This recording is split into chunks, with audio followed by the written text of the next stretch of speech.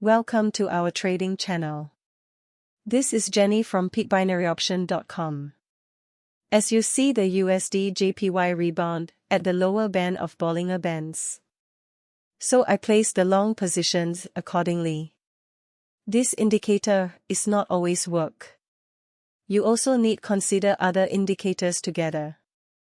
But the simpler the better. Trading with indicators, you need consider it from a long-term statistical way. There will be losing trades. That's why we always emphasize the importance of psychology.